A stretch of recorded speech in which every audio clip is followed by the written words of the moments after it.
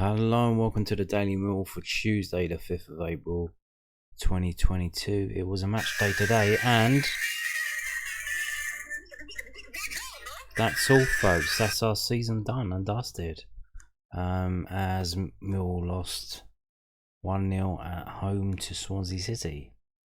This is the match report from newsden.co.uk. Mill's playoff hopes took an almighty blow as they were beaten 1-0 by Swansea City in the Den on Tuesday evening. Joel Peru's goal just seconds after half-time secured all 3 points for the Welshmen. The Lions are now without a win in 3 championship matches. Mill started the better and on the front foot. They forced an early corner which Scott Malone drifted in, but Daniel Ballard powered his header over the bar. Swansea's Michael Abafemi had 2 good chances to put his side in front. Peru's searching ball caught out the Millwall defence, but the on-loan Southampton man failed to make contact on 11 minutes. Only a fine stop from Barbiakowski prevented the striker from giving the visitors lead. The keeper stuck out an arm to divert the effort over the bar. Barbiakowski was called into action again in the 21st minute to deny Jay Fulton as the visitors began to dominate territory and possession. We all had to wait until the 41st minute for another meaningful effort as the Swansea defence deflated behind Jed Wallace's curling effort. Meanwhile, the other Peru twice curled over the bar. It was a nightmare start to the second half for Millwall, as within 60 seconds of the restart, the visitors took the lead. Peru, the main threat for the visitors in the first half, found the net with a quick snap shot. Millwall searched for an equaliser. Malone's free kick was headed over by Murray Wallace. George Saville and Benicofo missed chances as gaps appeared in the visitors' defence. Gary Rowett introduced Oliver Burke and Mikael Kefton built on the hour mark approach to inject some fresh pace into a tired-looking side that spent most of the game chasing the ball. Danny McNamara and Jed Wallace were denied as the crowd began to get behind the sign. With 20 minutes to go, Afobe never gave up and he again tried his luck, but nothing was coming off from Millwall in the final third as they fell to just the 4th home defeat of the season. And takeaways: possession-loving Swansea dominate as the Lions struggle. It's well documented how Swansea play.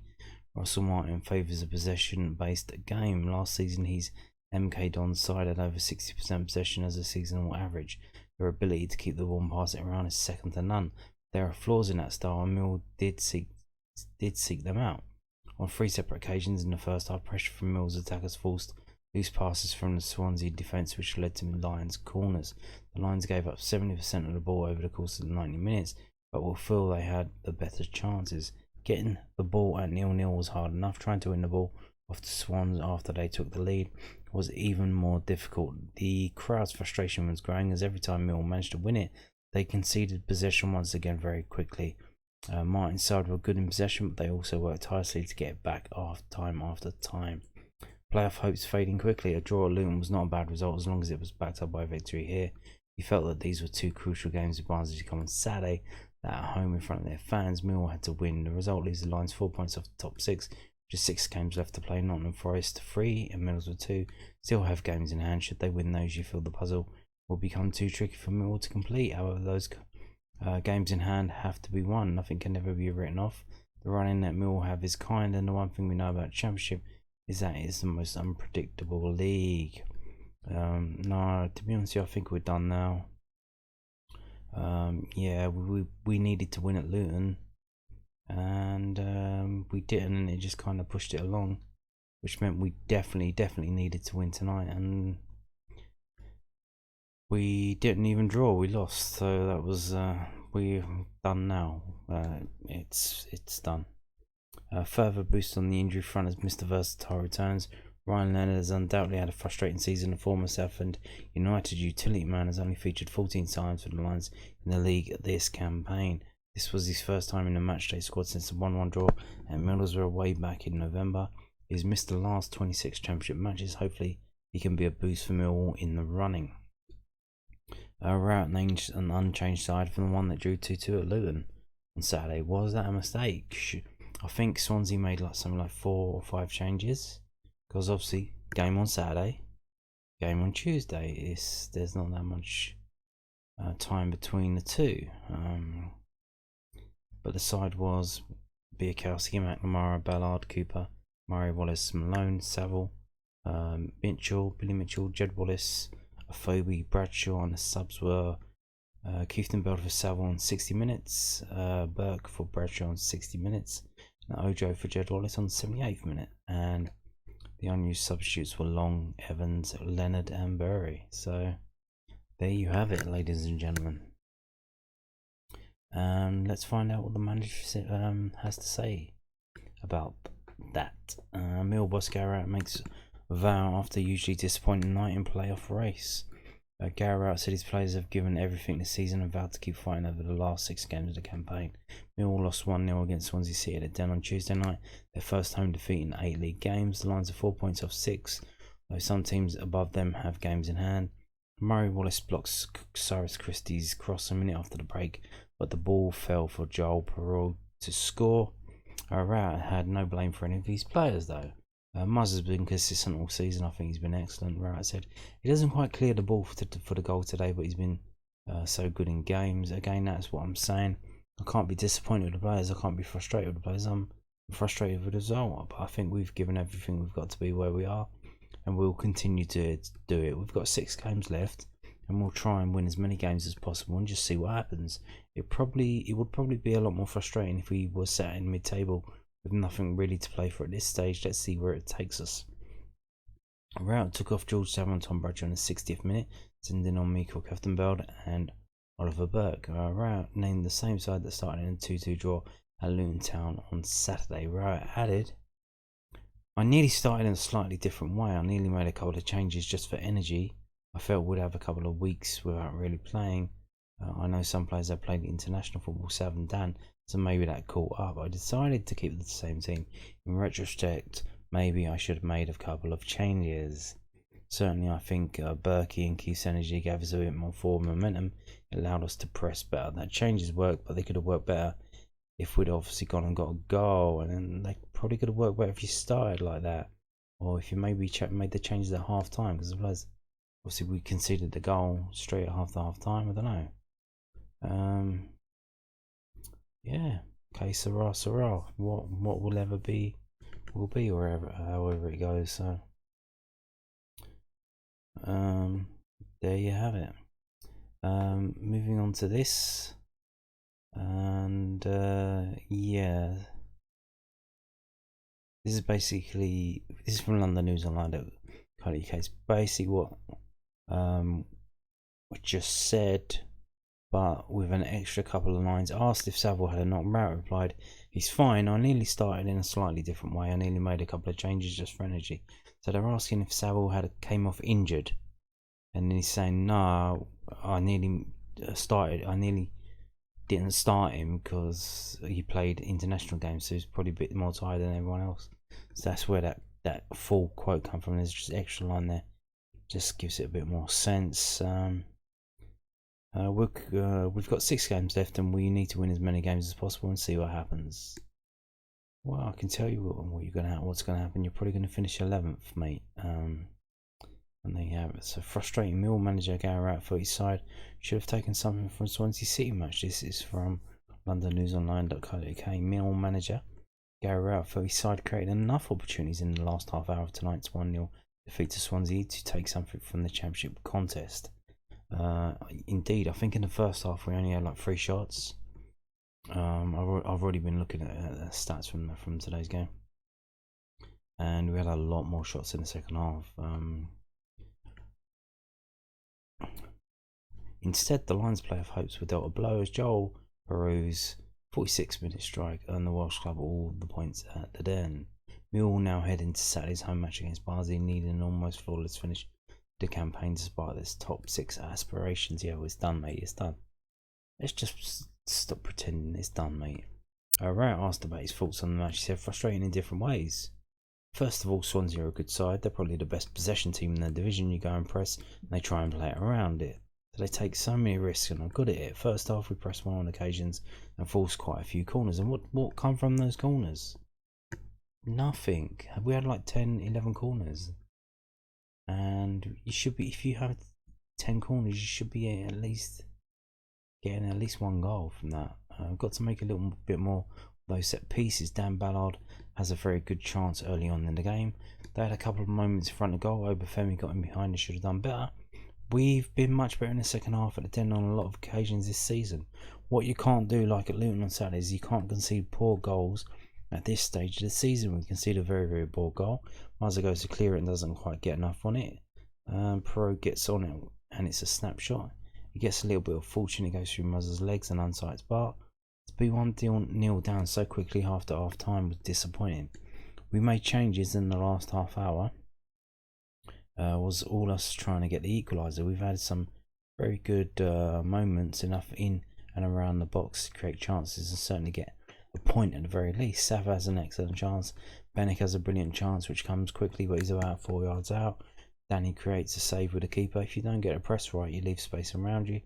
I said at half time that they are the sort of team who almost want to get a little bit disheartened and then the spaces open up.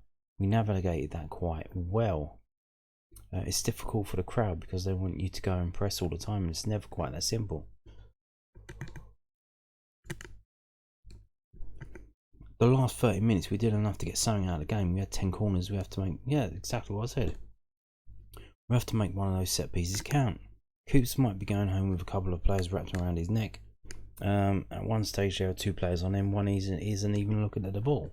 Every time you don't take 3 points, it feels more magnified because of the stage of the season. We're not a perfect team, but we've got plenty of desire, plenty of effort, plenty of energy. I don't think the players gave up. It's been a tough season. We've had to win 5 in a row to get ourselves back in the mix, and at that point you've got to keep going. It's not easy to do. We haven't lost for 3 months at the Den. So there you go. I think we're going to move on to, yeah. So this is about the tribute to Paul Jiggins that was tonight. The players wore black armbands. I don't know if you noticed that, and there was a minute's applause before the game. And in this photograph that you can see there, I don't know if you can see, but Dan from Lions TV is there with his laptop. If you just go to the steward in the orange vest and go up, there he is as well. So isn't that good? Mill boss Gary out on a lovely tribute to Paul Jiggins. Mill manager Gary out was sorry that he could not win tonight's home game against Swansea City as part of the respects paid by the club to journalist Paul Jiggins. The highly respected reporter, a big Lions fan, passed away last month at the age of 50. A number of football clubs along with players and managers have expressed their condolences. The Lions have renamed the media lounge in his honour. There was an official unveiling this evening. Millwall's players wore black armbands and both sides joined in a minute's applause before kick-off. So Rowetts said it was a lovely tribute before the game for Paul. He was a Mill fan. It shows how much everyone valued him and respected him as a journalist. It was quite heartbreaking really to see his daughter and his wife on the sideline, but hopefully they'll take something out of the fact he got such a good reception. I'm just sorry we couldn't get a result for him. Yeah, well, here's the thing. Maybe win the league next season. That'll make up for it. Moving on to similar. So here we have the unveiling. It was a pleasure to unveil the newly renamed Paul Jiggins Media Suite in the presence of his closest family, friends, and colleagues. And here you go. You got this is from Mill FC's Twitter page, and there is. There it is, and there's Steve Kavanagh, and we have the big man himself, JB John Berylson, and I assume that that's Paul Jiggins' wife and widow and daughter there. So there you go. That happened before the game, and yeah, there you go. We're gonna move on now to a kind of weird story that popped up on the news feeds, and it's all the way from Nigeria, so allnigeriasoccer.com. And these Nigerian journalists, they have no chill. They just put it all out there. So Mill will offer 2-year professional contract to talented Nigerian central defender. So obviously we're at a time of the year where the Utes getting to an age where they get offered a 2-year scholarship professional contract, or no, I think so. They're on their scholarships now. When they get to the end of that, they get offered either a 1 year or a 2 year. I don't know how it goes.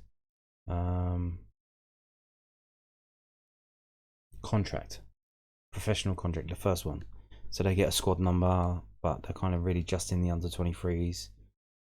In emergencies, they'll be on the bench, like we've seen with Nana Boateng and Bisat Topolodge, Tyrese Briscoe, and even Zach Lovelace. So Zach Lovelace is in a similar situation to this guy, whereas he's on a schoolboy contract, and he's of an age to be offered a professional contract as he undertakes a scholarship. So he's mulling that over. So we're at the stage of the season now where the lads are getting offered contracts, or they're being told they're going to be let go, and that's probably one of the worst jobs in football. But it happens to hundreds and thousands of young men up and down the country at the 92 clubs in the Football League.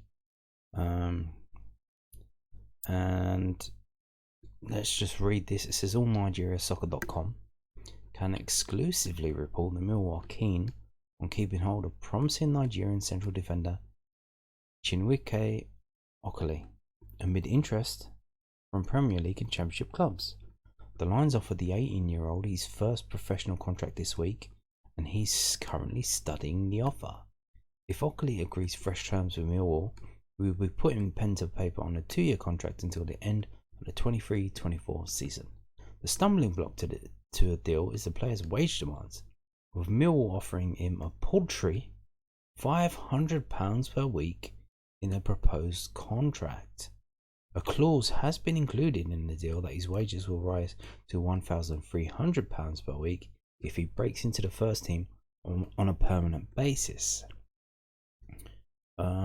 What does that mean? So he's got nearly going to get triple wages if he gets into the first team on a permanent basis. What does that mean on a permanent basis?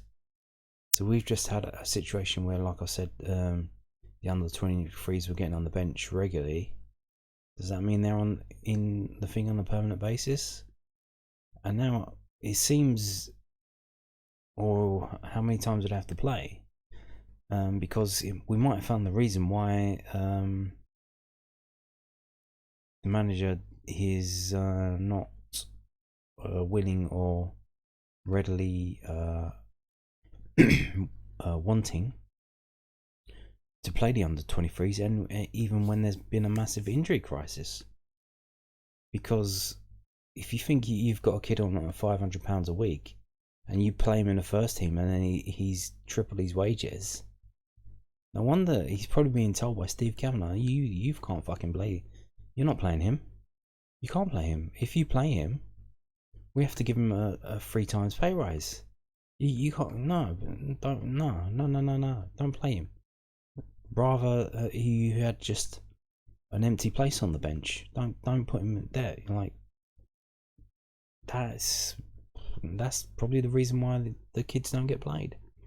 Aston Villa, Bournemouth, Cardiff City and Fulham are monitoring the situation of the ball playing centre back ahead of a potential move in the summer. Okoli has played non-stop at Millwall since the age of 12, joining the club after he was scouted whilst playing at grassroots football. And yeah, I've never seen a story so frank as that.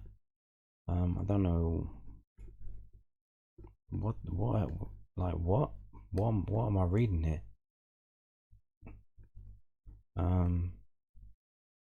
Yeah, like, it's all out there. It's crazy. Well, that's Nigerian press for you. Huh? I don't know what's happening. Is the agent been talking, or someone's auntie's been talking? They've been talking on the phone to someone else, and then they just it got leaked around, and then the story's been written up. I don't know. It's all weird, huh? But there you go. Okoli's been offered a contract for 2 years, and they only offered him £500 a week. Only. Which what does that work out? That's like, was that 26k a year? Which obviously for a footballer is not a lot, but for an 18-year-old, who's going to be playing for under 23 football. I mean, there's no expectations on you apart from the ones you put on yourself to break into the first team. You're just expected to improve probably quarterly, like every 3 months. They'll look at you and say, is he getting better than he was before? And it's really down to you to put the expectations on yourself and think, okay, work hard on yourself, and once you do that and you start playing better,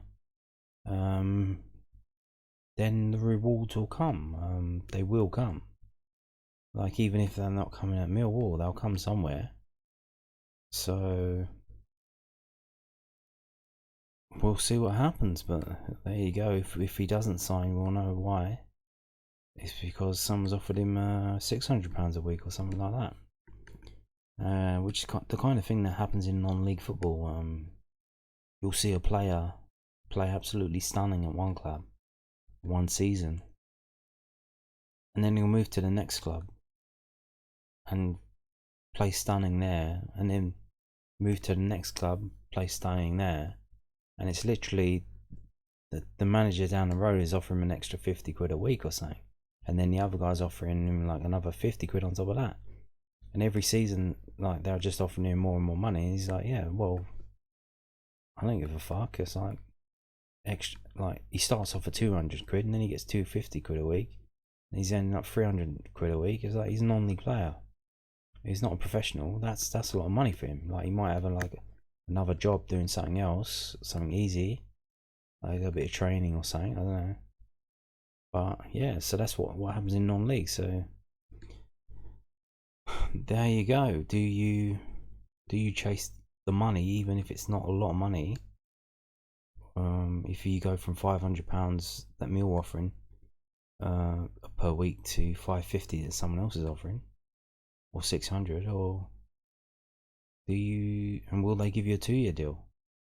Not only that, they haven't known you since the age of 12, so you're going to come in and it's going to be like a fire pit. You're just expected to boom, get in there and get going. They're not going to be waiting for you around. They're not going to give you any quarter.